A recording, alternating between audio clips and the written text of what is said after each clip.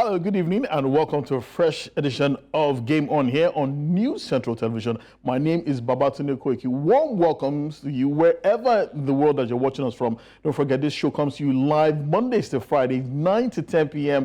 on News Central Television. That's a channel 422 on DSTV and channel 274 on Star Times as well. Of course, don't forget, we're streaming live on YouTube and, of course, on X, formerly known as Twitter, and you can also find us on other social media handles as well. And our handle is at News Central TV. Welcome once again. Promises to be a great show tonight. We have table tennis, we have football, and of course we'll be speaking to a fine gentleman who was a former coach of a Nigeria Professional Football League team. He'll be telling us his experiences in charge of that team and his plans for the future. And of course, there's big news coming out of England where teams are voting on whether to retain VAR or not. We'll be talking about all that, and don't forget that it is just days away to that super fight between Alexander Usyk and of course Tyson Fury. We'll be talking about that as well on the show. I'm not doing the show alone. It's a three-man show tonight. To my far right is Okpe Adebayo, News Central's correspondent. Thank you so much for joining us, Okpe. Good to be here today. Okay, very good looking evening. dapper as always. You will still confess what it is that you do and where it is that you go at 10 p.m. every night. One day you will confess. But thank you so much for joining us. Always a pleasure. Yeah, and of course there is in our midst as well the deputy editor of Sporting Life, one and only Onyewuchi Nwachukwu. Thank you so much for joining us tonight as well. Always a pleasure. And please, Pierre is still a young man. What's that supposed to be? Yeah, so anywhere he goes around town, he's a free man. He's a free man. Yeah. And it's a free world too. It's a free world. Okay. Yeah, let him explore. I wouldn't say anything more, but just be careful. That's what I'm going to say. Just be careful. Well, let's get into the action tonight. Plenty to discuss, and we want to start on a very great note as regards table tennis on the African continent, where Aruna Quadri and Dina Meshref have reclaimed the ITTF Africa Cup title by winning the 2024 edition of the tournament, which finished in Kigali, Rwanda yesterday. Both of them won the men and women's singles respectively. It took place at the BK Arena in Rwanda. Aruna, who is the top seed and was still fresh from his exploits at the WTT Saudi Smash, was unstoppable with a commanding one-sided 4-0 win in the final against Egypt's Mohamed El-Beiali. I beg your pardon. The one-sided final saw Aruna effortlessly defeat El-Beiali 4-0, 11-5, 11-6, 12-10, 11-3 to emerge as the new Africa Cup champion. And it has taken Aruna Quadri 6 finals to finally reclaim the men's singles title, having lost the last 5 finals to Egyptian duo of Omar Assar and Ahmed Saleh in 2018, 2019, 2020, 2022 and 2023. But interestingly, Omar Assar was not around this time around, and made the job pretty much easy for Aruna Quadri. Well, the final was also the 13th meeting between Aruna and El-Beiali, with the Egyptian still looking for his first men's singles title. And like Aruna, Dina Meshref of Egypt was at her best, coming back from 2-0 down to defeat her compatriot Mariam Alhodaby 4-3. Meshref becomes the new Africa Cup champion after losing the last 2 editions in the final. Meanwhile, Olajide Omotayo of Nigeria finished with a bronze medal, as did Nigeria's Edem Ofyong in the women's singles final as well. So congratulations to Nigeria. 3 places out of a possible, 6? That's not bad, considering the fact that Aruna Quadri reclaimed the men's singles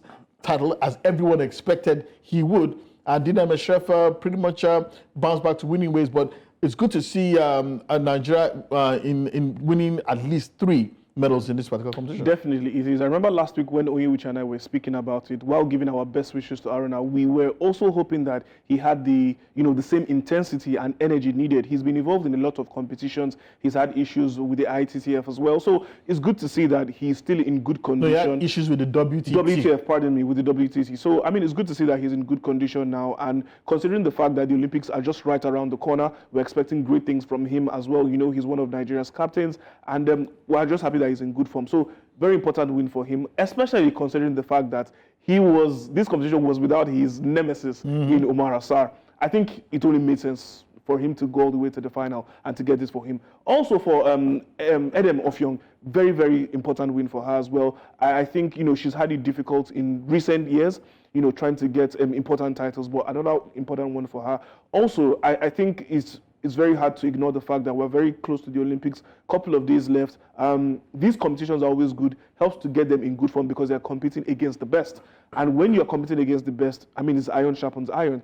And when it's time for the main event, the Olympics come 2 months from now, they will be in good shape. So congratulations to them once again. Oh yeah, speaking about, well, there it is on your screen. That's Nigeria's winners at the ITTF Africa Cup. Well, those Nigerians who actually won medals, of course, Aruna Quadri winning the men's singles gold medal, and Olajide Omota walking away with the men's singles bronze medal, while Edem Ofiong won a women's single bronze medal as well. It's good for Nigeria because there were 2 Nigerians in the semi-finals, but for the women, you get the impression that we need to start firing in that program as well in order to get a lot of Nigerian women also competing favorably with the top players in Africa who happen to be the Egyptians. And still talking about the fact that this competition was just concluded.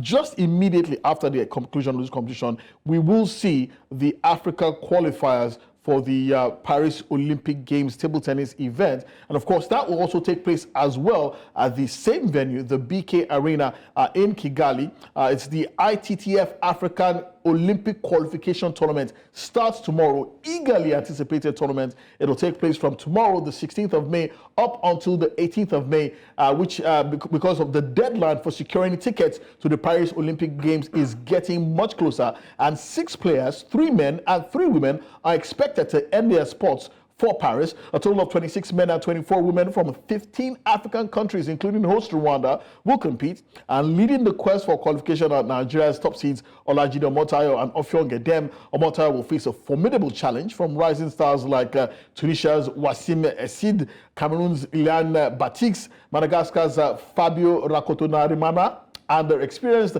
Saïd Idowu from Congo-Brazzaville. Yes, Saïd Idowu is actually Nigerian, but he's nationalized for Congo. On her part, Ofiong Edem will compete with Egypt's Anna Goda. Well, when you look at this, and this is pretty much last chance saloon for a lot of these players, especially Olajide Omota and Ofiong Edem, if they want to compete at the Olympic Games.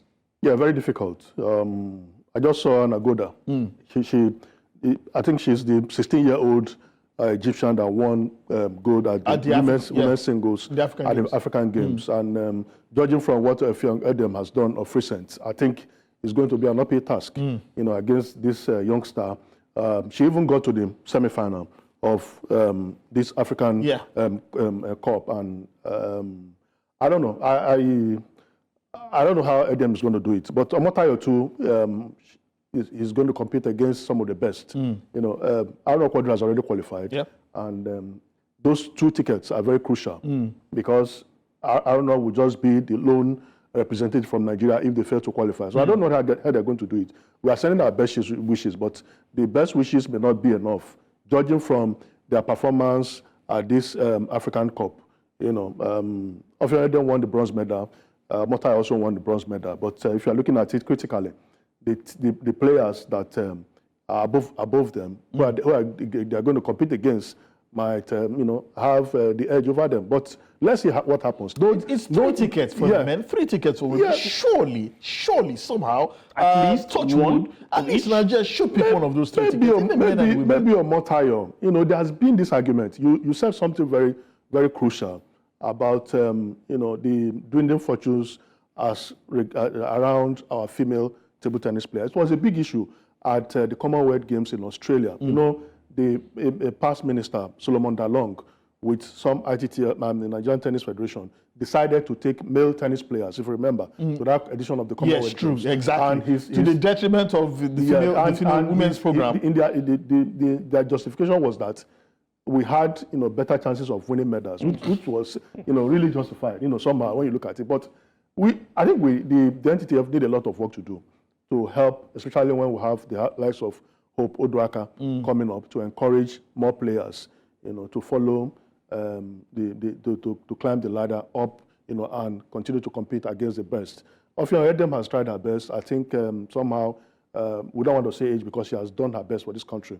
I'm not one that will come here and disparage of course. We're the ambassador. Whether you like it or not, sometimes age will come into play. We need younger players to climb up the ladder, and it's a challenge for the federation to give them the exposure You know, the likes of Funke said, when they were coming up, they had a lot of tournaments to play. They went outside the country.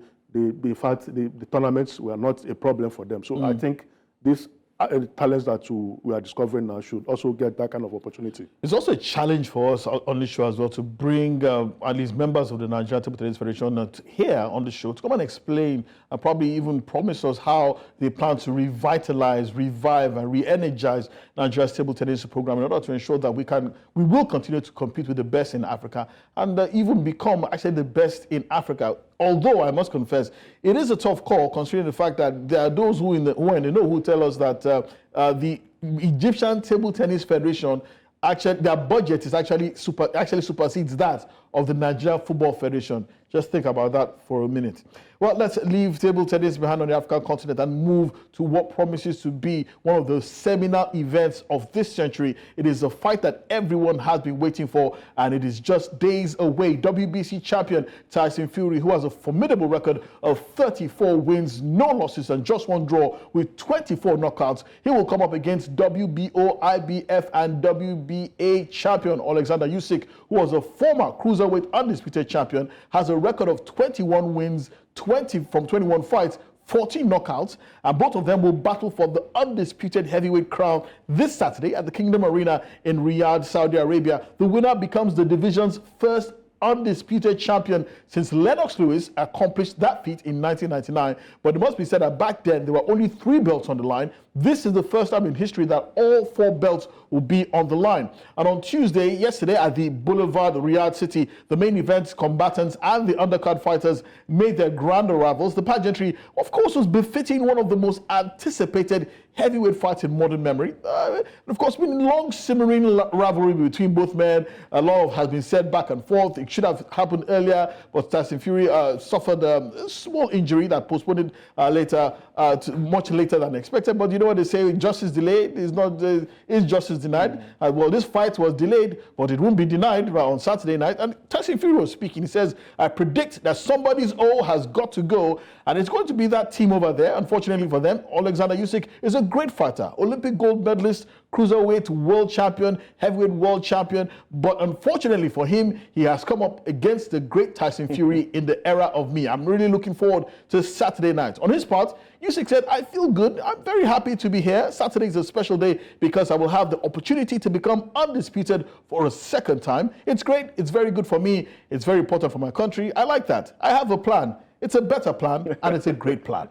Man never talks too much, but it's interesting when you talk about plans and everything that we're looking forward to. I mean, it's just a really, really great fight, and the anticipation is aplenty. Okay. Definitely, Liz. But I would like to throw a question to you. Actually, let's take a spin on this for me because I'm well aware of the antecedents before this fight, and then from the speeches of both of them. Remember last week I did say to you that look, Fury has been out there. Yes, he had the fight with Ngannou. It was not his best. And I've said this before that, look, that was not the most fit version of Tyson Fury. For Usyk, he's been a bit more like Joshua, the way Joshua prepared for the Ngannou fight, being a bit more discreet. Remember that he sent a very cryptic letter to the camp of Tyson Fury a couple of weeks ago. Now, just like you've said before, this is going to be the first time that we might have an undisputed champion in, 24 years. In your opinion, what is it gearing up to look like? Is this going to be greater than... Wait, you're asking me? Oh, no, definitely. Yes. I need to throw it back to you now because, for a couple of weeks now, you've heard my own opinion. Okay. Wale Edogun has weighed his own opinion as well, same with Oyuchi. But yeah, I need to hear from you as well. Well, since you're asking me, I think it's a 50-50 fight. I mean, Tyson Fury, of course, he's been... there's so much we can say about Tyson Fury, but you also have to look at his attributes as well. 6'9" it's no joke. It's no slouch. Yeah. It's a monster of a man. There's a height difference, there's a reach difference, there's a weight difference, but this man is no slouch at all. This man has proven that he knows how to negate the best weapons in the division. This is not his first or second or third heavyweight fight. True. And the fact that he can beat an elite fighter like Anthony Joshua, not once, but twice, shows that he's not a man to be toyed with. And I've written many times about Alexander Usyk. His work rate is prodigious. It's tremendous. He throws more punches per fight than the average heavyweight. He literally drowns you in hard work. Now, and looking at this, Tyson Fury basically has to show that he's the bigger man, has to impose himself, has to use his size and power, bringing it to bear. And we've seen that, Alexander Usyk can be a bit of a soft touch to the body. I honestly feel that in his previous fight with the British heavyweight, what's his name now? It skips my mind. The one that, no, not Chisora, the other gentleman. God, sorry. I remember his name now. Who actually, I think that fighter scored a legitimate knockdown by hitting a good solid right to the body. But for some reason, the referee considered it a low blow. So that has given Tyson Fury a cue of how to probably win this fight. Go to the body. But the question is, because of the height differential, he basically has to literally and figuratively bring himself down to his level. And that also puts him within range of Alexander Usyk. Yeah. So a lot happens. But if you ask me, if this goes the distance, Alexander Usyk wins. No question, because he has the work rate, he has the ability he's perfected that Olympic boxing style where he can score points at ease over 12 rounds, and he will win on points comfortably. But if there's going to be a knockout, it's going to come from Tyson Fury. Finally, for me, I think Fury coming down to his level is not going to be so much of a hassle for him because Fury has got the legs. Maybe I'll call him Twinkle Toes, because he's good with it, to be fair, for a big man. But however, we've seen the mind games come into play. A couple of days ago, Fury's father was involved in a bit of a fracas with someone from the Usyk camp. That man doesn't respect himself. I don't know why. He seems. I think the adrenaline got to him. He likes being in the spotlight. He was a former fighter. I know, but obviously with likes of but not as good as his son. But I think he feels he's still got a bit in him. But then again, and I did tell you that, Usyk did send like a cryptic letter to his camp earlier on. So in your own opinion, how would mind games come into play in this bout? Well, the good thing about it, both of them are masters of the mind game. Both of them are masters of this particular game. I'm even surprised that Alexander Usyk is not doing as much as he was doing against Anthony Joshua. Anthony, I'm coming for you. Nothing like that in this particular. I was just telling Fury how much he loves him. He won't leave him alone. Things like that. And Fury too, just he's a talkative person. All the insults you can think of, everything is fine. But the good thing about it, I think there is mutual respect between both men. We will see a good fight. I think if this fight goes the way I expect it to go, we might see a rematch and possibly even a trilogy. So it promises to be one of the seminal events of modern sporting history, and I'm looking forward to that. But leaving that fight behind, we'll be getting more insight into that fight. Don't forget, Nigeria's own Oluwaseun Wahab is also fighting on the undercard of that particular fight. He'll be competing for the vacant WBC silver lightweight title against Mark Chamberlain. We'll be trying to get Seun Wahab on this show and get some of boxing's finest experts to talk more about that fight. But leaving that behind, let's also tell you that 9 Africans from the refugee team have secured their places at the Olympic Games. Yes, we heard that boxer Cindy Ngamba, Ethiopian runner Farida Abaroge are part of a group of 9 African athletes that have secured their places at the Olympic Games as part of the African contingent of the 36-member refugee Olympic team that will attend the Olympic Games. The athletes are drawn from the Democratic Republic of Congo, Eritrea, Cameroon, Sudan, and South Sudan, and they make up the African countries that will be represented. The refugee Olympic team consists of 36 athletes from 11 countries, and there are 23 male and 13 female athletes competing in 12 sports. Well, all these athletes, of course, as refugees, have been scattered across the world. All of them currently live in 15 countries, Kenya, USA, Canada, Mexico, Jordan, Israel, and 9 European countries. But I'm just pleased that, somehow the Olympic movement has found a way to make these athletes who are basically victims of war and displacement in their country, make them a part of the Olympic movement so that they can also compete on a global scale. Yeah, that's the beauty of the Olympic Games, and that's what they call the spirit of the Olympics, in participation, in encouraging athletes. It's like they are Alliance Française, Doctors Without Borders. There should be no barrier. As long as you have the talent, you have the zeal, you have the will to compete, the IOC has given this opportunity for them to come to the Olympic Games. I mean, you can imagine how their lives will change when they get to Paris, compete against the best, see the facilities, get inspired. Even though they don't win, they will come back and start having a kind of renaissance. They will start. Well, they always talked about the Olympic spirit is all about participating. Absolutely. Never really winning in the true sense. It would be great if you won the medal, but it's really all about participating. Yeah, absolutely. And that's why they also encourage that athletes should not spike their system with drugs. Just, your talent, win genuinely. If you can't win, take consolation in the fact that you competed fairly at the Olympic Games. And don't forget, this refugee Olympic team was actually started at the Rio 2016 Olympic Games to ensure that athletes can continue to compete even if they are forced to leave their home countries. Finally, on this part of the show, let's tell you that Bronny James, son of the great LeBron James, says he's never thought about the prospect of playing on the same team as his father LeBron and is solely focused on making it to the NBA. But Bronny James, who is 19, is hoping to follow in his father's footsteps by being selected, I beg your pardon, in the 2024 NBA draft, which starts on the 26th of June. Meanwhile, his father, LeBron James, who is 39 years old and will be entering his 22nd NBA season with the LA Lakers next season, says he's previously stated that he would love to play along his son before he retires. But Bronny, who suffered a cardiac arrest in 2023, just wants to fulfill his dream of making it to the NBA. But one thing I know, it'll be iconic to see LeBron James and Bronny James on the same team. Well, you're still watching Game On here on News Central Television. We'll take a short break. When we return, we'll be talking about football, and our guest is standing by.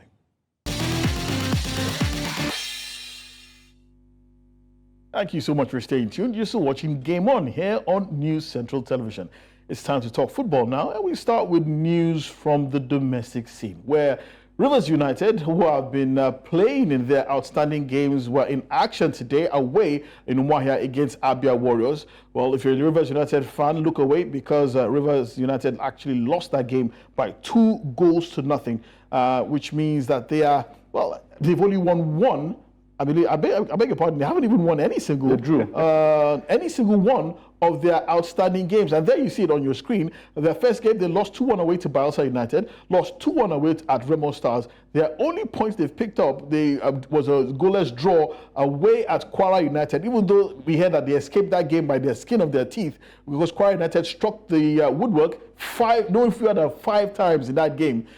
Sunshine Stars also defeated Rivers United 1-0. Abia Warriors have now beaten them 2-0, and they have just one game more to salvage some kind of pride against Niger Tornadoes when they entertain them in just a few days. This MPFL season that had 6 games to go, if I recall, postponed for 1 month so that Rivers United could play their standing games. I just want to take your quick take on it. Has this entire exercise, I have stronger words I could use, but it's a night show, it's a family show. Has this entire exercise been worth it? Absolutely shambolic. I think this is the only place that such things happen. How can you postpone a season for 1 month? It's not like with 6 matches to go. 6 matches to go. It's not like there's a mid-season break. Sometimes in Europe they have mid-season break. Maybe in December for players in Italy. In some countries in Europe, they go, for Christmas break, and that has been, known before the season started. All of a sudden, for 1 month, just to help Rivers United clear their backlog. It has not happened before. Just so you recall, this same MPFL postponed this league for 1 month during the Africa Cup of Nations early this year. And I'm asking myself, how many players in that African Cup of Nations squad that play for Nigeria merited the league being postponed for one month? So there are people who argue that this was done so that the 36 FA chairmen and members of the football fraternity and that much abused word stakeholders could go on a government-sponsored jamboree to Abidjan. You have hit the nail on the head. Oh, thank you. You have hit the nail on the head. Thank you for that. I appreciate my carpentry skills. You asked and you answered the question. It's very simple. Everybody wants to go to Côte d'Ivoire, because in Nigeria. There is a proverb in my place that if you are roasting the yam, if you are not there, your yam probably will get burnt. So everybody wants to be in Côte d'Ivoire, so that by the time they are sharing the largesse, shoot on sight. we have to be there. Everybody's I love these adjectives. Everybody's fighting for his own interest. Why are you using these cryptic terms? I never knew it is cryptic. Today, you know how this is across. No, I don't. Well, if I do, why? If you explain to the people at home what you mean by yam, shoot at sight. What was the other one you used as well? Let's be honest. Any Nigerian watching, they already understand where we are heading to. And it shouldn't be that way. Because I really like Onye to expatiate some more. What do you want me to expatiate? Everybody, you said the 36 state FA chairman, the secretaries, the referees, stakeholders. The referees. The referees also want to be there. The match commissioners, everybody wants to be there. So you know how these things are, how these things are. Don't let me belabor this issue. I think I have an idea. I think I have an idea. But we'll leave that behind. But I must tell the MPFL board, if they're watching, that this was not proper. Not proper at all. They've not handled this season well at all. It was shambolic. It could have been handled much, much better. And they received no commendation, no plaudits. After all, today we had clubs in the Premier League that lost about 4 players. Of course, even more. Chelsea lost about 13 players. And the Premier League still continue. So what is the issue? Yeah, well, we'll talk about that in the coming days. But we have a gentleman joining us. He had his baptism of fire in the Nigeria Professional Football League this season. He was former coach of Lagos, with the Lagos-based Sporting Lagos. He qualified them from the NNL into the MPFL. Had his first stint in the top flight. He has since been relieved of his duties, but he joins us now looking rather fresh and fly. Coach Paul, thank you so much for joining us tonight on Game On. It's your second time on the show. The first time that we spoke, you were still in charge of Sporting Lagos. There was still plenty of hope that the team's results would improve. But let me start this way. There's a popular adage in football that every single coach is either has been hired or has been waiting to be fired. Did your dismissal come to you as a surprise?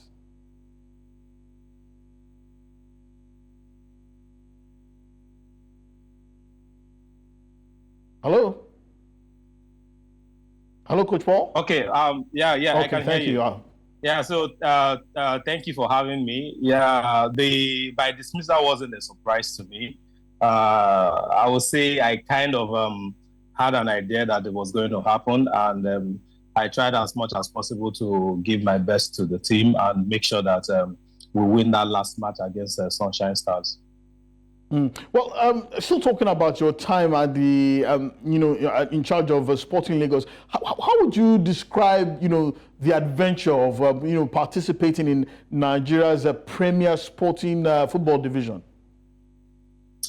It was great. It was a great journey for me, for my career, and also for the team, because I think we gave life to Sporting Lagos, to the dream and the project the way Shola wanted it. There was no way Sporting Lagos will be what it is today if Sporting Lagos will stay in the NNL. So being able to bring that team to MPFL, gave it life, gave the project life, and I'm very happy about that. I'm very proud of my time with Sporting Lagos and everything we achieved together. Well, looking back now on your time at Sporting Lagos, with the benefit of hindsight, do you feel that maybe there was something that you could have done better to probably improve results with the team? Definitely. You see, football is not magic. Football is a process, and as a team, we have to establish our processes. As a coach too, I also have to establish my own processes and my philosophy. I think for a team that is 2 years old, that just gained promotion, being 11th on the log, I think we're doing pretty well, even though I know that the owner of the team is quite ambitious and wanted more. But it's never possible for you as a coach or as a team to get all your first season transfer targets right. There must be success and failures along the line, and you learn from it and try to improve it subsequently. That is why every coach needs time for them to be able to establish their philosophy and also to be able to build a very strong team. And unfortunately, that's one thing I didn't get in Sporting Lagos. Okay. Coach, good evening. My question is, you are a privately owned club, and you are surrounded by, I think, Sporting Lagos, Doma, United, Remo Stars are the 3 privately owned clubs in the MPFL. You know, and I have this feeling that somehow, because of a lot of things that you know, go on behind the scene, that some that we cannot say here because of you know, the image of Nigerian football. Do you think that privately owned clubs are operating from a disadvantaged position? Because I see that you lost almost all your away games. No, I don't think. Kudos to the league management. Kudos to the referees. I think this season the officiating have been fair. The games have been open away.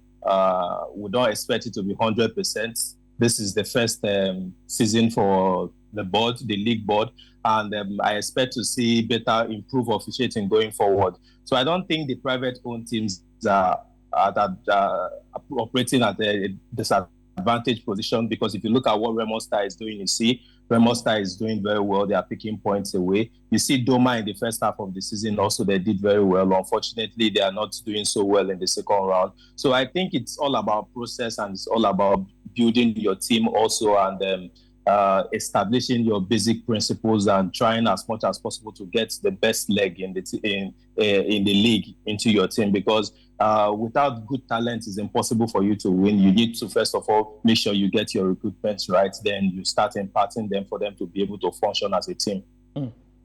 All right then, Coach Paul, for me, you know, earlier on in the season when we spoke, I did tell you how much I love the way your team plays football.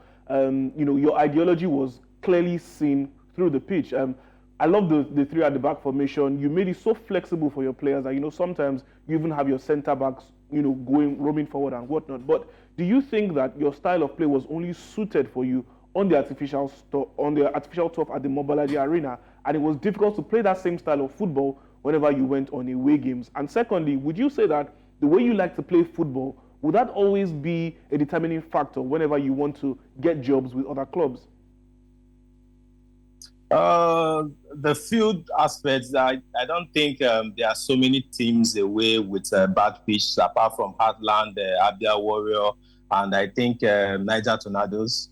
Every other field we played on was better, and we were able to pull out a draw, even though it wasn't the way we wanted to play football against Abia Warrior. We were able to pull off a draw there. So I wouldn't say the field. I would say generally it's difficult to deal with second ball, and it's difficult to deal with the transition. I had a study of my first half of the season, and I found out that most times in as much as we try to play to start the build-up from the back, from the goalkeeper, we also most times launch a lot of long balls, which was playing directly into how our opponent wanted us to play. And we pressed so high sometimes in the first round of the game, of the season, which also encouraged the opponents to play a lot of long balls. So that's something we try to correct in the second half by most times leaving the final third of the field to the opponent. That's their defensive half, allowing them to make that 1-2 passes and bring the ball into the midfield. That gives us the opportunity to win the ball in the midfield while they are out of position, and also have them be organized more, because we discovered that we struggle a lot when we play against unorganized teams. So we try in the second round to help our opponents to be more organized by allowing them the first 2 passes from the goalkeeper instead of pressing them high and helping them play those long balls, which we're not good at. So we tried as much as possible to reduce those things. That's majorly what affected us in the first round, and we had to make that tweak in the second half, and we were able to get some decent results. Well, Coach Paul, I need to ask this question because there's been a lot of talk and unconfirmed reports making the rounds that, one of the reasons, probably the major reason why you were relieved of your job was that there was talk that you lost the dressing room. There was a breakdown in, your relationship with your players and even with the management of the club led by, of course, our good friend Gordon Enahena. Can you confirm or deny this? Lost the dressing room. I'm not sure I lost the dressing room. If I thought anything like that happened, I think it happened in the first round, and we had a meeting and we were able to resolve, because I am one person that I don't settle for less, and when results are not good, I try to push hard, and a lot of players were not really comfortable with the way I pushed hard. So they opened up to me and we had to resort that. And in the second round, we had good moments and we were doing well. And even before we played Sunshine, the owner of the team, Mr. Shola, called me to let me know that it's important that we win that match and I should do everything possible to ensure that we win the match, of which we did. So the major issue we had was the away matches. Mr. Shola made it very clear, the club made it very clear too, that winning home and losing away is not acceptable, and we need to find a quick fix to our away forms. And we couldn't do that. So I believe that's also one of the reasons why he made the decision to let me go. So that they can get another manager that can improve their away forms. But do you feel hard done by? Do you feel some way bitter about being let go when you did? Because, I mean, you were in no danger of relegation. You were comfortably mid-table for a newly promoted club. Ordinarily, that would seem like, a fair first campaign. Do you feel bitter about how this panned out? Not at all. I have nothing against Sporting Lagos. I honestly don't feel bitter because I feel honestly that I gave my best to Sporting Lagos, and also they gave their best to me too. So it was a good relationship between us, a relationship I love and I cherish so much, and I want to keep going forward. And I look at the bright side of it and look at the beautiful opportunities coming to me, and get ready for it. Well, finally, before we let you go, Coach Paul, what next for you? I mean, you still remain one of Nigeria's finest, brightest, youngest coaches. Of course, there will be clubs who are looking in your direction, probably ahead of the new season. Most likely, I believe you'll probably be fielding a few offers now. But I'm not sure if it's possible for you to mention a few names, but if you could mention a few names, which clubs would you like to work with in the MPFL that you really admire and you think that you'd actually probably have a seamless working relationship with? Unfortunately, I can't mention names, but I believe there are a lot of good clubs in the MPFL and well-structured clubs in MPFL. Like I said, I can't mention names, but I believe that very soon you'll get the news about my future. But before we let you go, sorry, I know I want to let you go, but what do you think of your new Super Eagles coach, George Finidi, a man you played against, who was manager of Eyimba? What do you think of his appointment as Super Eagles manager? A brilliant appointment. A coach that played for the Super Eagles, that made this country proud, and he humbled himself to come to the MPFL to coach in the MPFL, and also became a champion of the MPFL. I think he deserved that position as the Super Eagles coach. And I am also very, very happy for the Nigerian players in the MPFL, because I know that he's going to give a lot of opportunities to them. He's been there for like 2 seasons with them. He knows a lot of players in the MPFL, and I'm very happy about his appointment, because I know it's a beginning of new things for our local players. We've been speaking with Coach Paul, former coach of Sporting Lagos of Nigeria. Thank you so much for your time. We hope to see you very soon in a stadium close to us, hopefully. And maybe, who knows, you might even get a national team appointment. Thank you so much for your time, Coach Paul. Thank you for having me. Okay. Well, it seems rather charming. Doesn't seem particularly bitter about being let go. I mean, just taking it in his stride. This is one of these things. Coaches come, coaches go. Soldier come, soldier go. There'll always be another job somewhere. Yeah, his disposition is brilliant. He's a young man. I presume that he saw it coming. From some of the responses he gave to the questions that were posed to him. I also felt that he was being diplomatic because. This is a club that gave you maybe the breakthrough, so he doesn't want to throw sour grapes. He doesn't want to. It's possible. I mean, you shouldn't really burn bridges. So that's it. But I like his attitude, his responses, the way he has handled it, and he's looking so positive. It's not the end of the world, and he has learned so fast that the coaching job is about hiring and firing. He can move to another club, a better club, And he can, who knows, he can win titles. Okay. Maybe with another club. Very true. We wish Coach Paul Ofor all the best in his future endeavors. Leaving that behind, let's move over to West Africa, where the Confederation of African Football on Tuesday declared that all 20 of the players presented by the Nigeria Under-17 national team for the WAFU B Under-17 Championship that started in Accra, Ghana today passed the examination in flying colors. That's the MRI examination. The declaration of eligibility of all the 20 players is testimony that the test conducted on the players by the NFF before the team's departure was perfect, and also sets the tone for the country to have a full squad to defend the title that they won in Ghana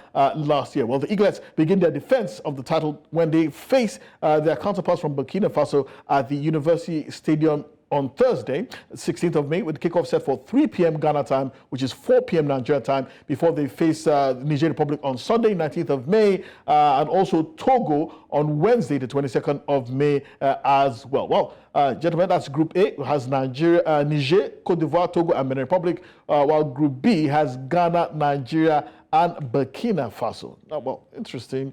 No, actually, that's no. I beg apologies. That's not quite correct. Yes, there we go. That's the correct one. That's Burkina Faso versus Nigeria, Nigeria versus Niger, and Nigeria versus Togo. Please pay no mind to the Nigeria flag, guys. That's not the correct one, but it's a bit of a funky design. But good news for Nigeria that the MRI tests were passed. Yeah, very heartwarming. You know, I mean, that has allayed every fears that we had all along, you know, when some players were disqualified by the MRI. And it shows that the processes were very transparent. You know, CAF has just confirmed, I mean, for the WAFU B tournament, all the 20 players. So Manu Garba now has a full complement of the players, you know, to prosecute the tournament. We wish them all the best as they take on Burkina Faso at that magnificent edifice. University Stadium. You were there. That was the venue for the African Games. Meanwhile, the competition started today, and the host Ghana thrashed Burkina Faso Cote d'Ivoire by 5-1 in the opening game.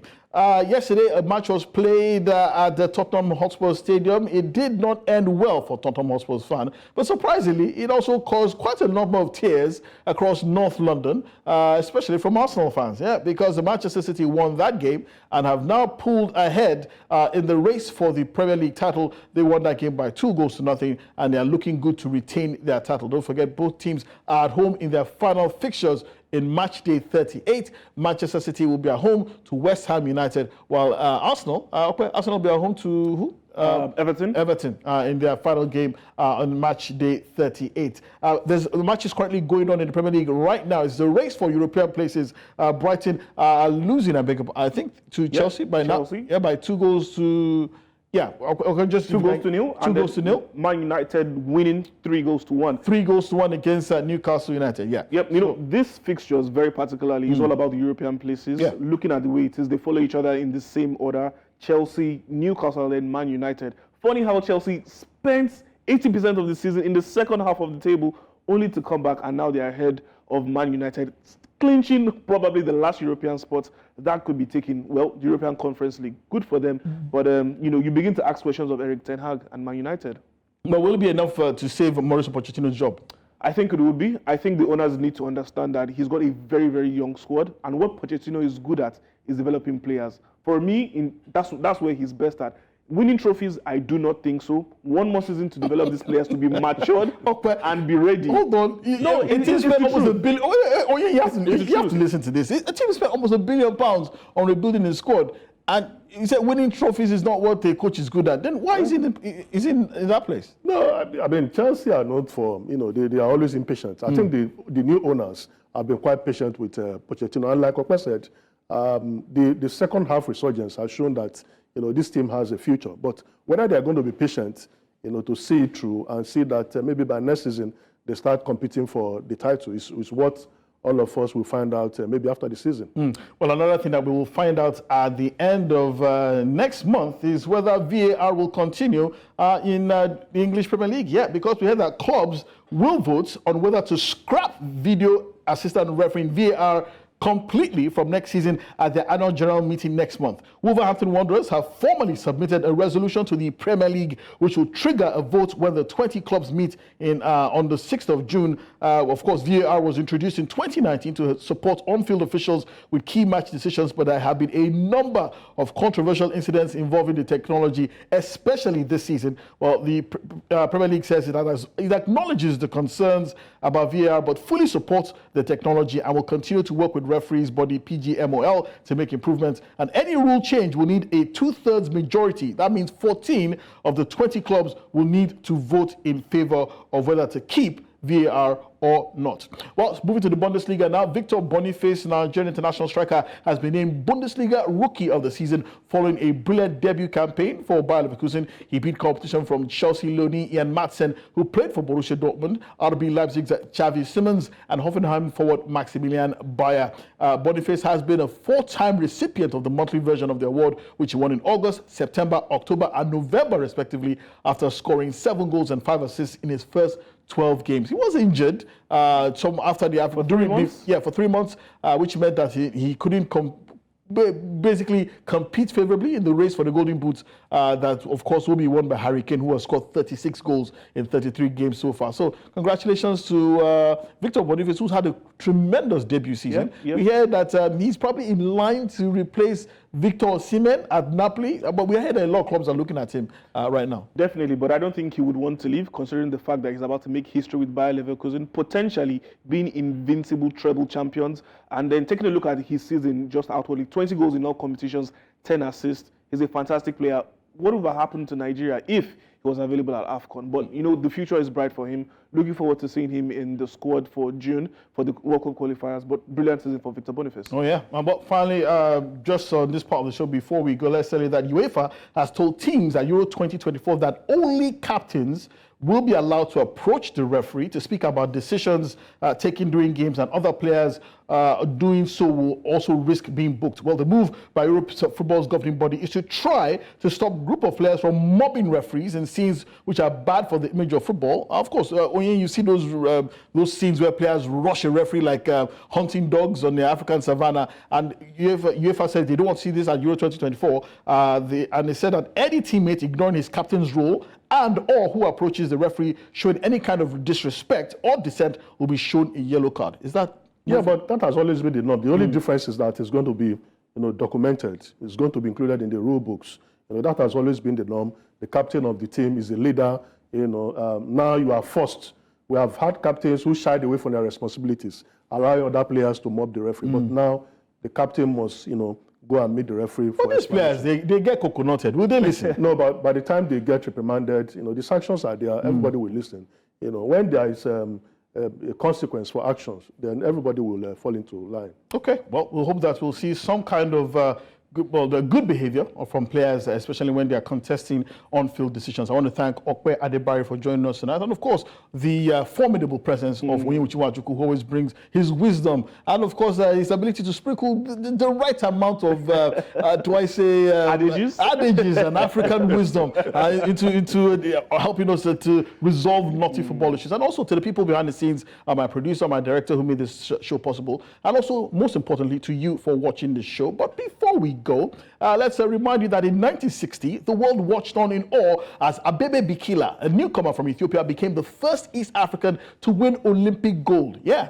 But Bikila's feat was even more remarkable because he achieved it while running the marathon barefoot. Yeah, he battled for the lead throughout the race before surging ahead in the final 1,000 meters. Before the iconic Arc of Constantine in sight, he crossed the finish line in a world record time of 2 hours, 15 minutes and 16.2 seconds. And 4 years later, Bikila faced a new challenge. Just 40 days before the Tokyo Olympics, he underwent an appendectomy. Yeah, had his appendix removed. Despite these setbacks, his determination remained unshaken. And taking to the course, this time in shoes, Bikila delivered another sensational performance, defending his Olympic title, becoming the first athlete ever to win 2 marathon gold medals back-to-back. And his time in Tokyo was even faster than his historic barefoot run, clocking in at 2 hours, 12 minutes and 11.2 seconds. And he still remains an African legend. My name is Babatunde Koiki. I don't know about you. I've had a legendary show. We'll see you tomorrow on Game On. Bye-bye.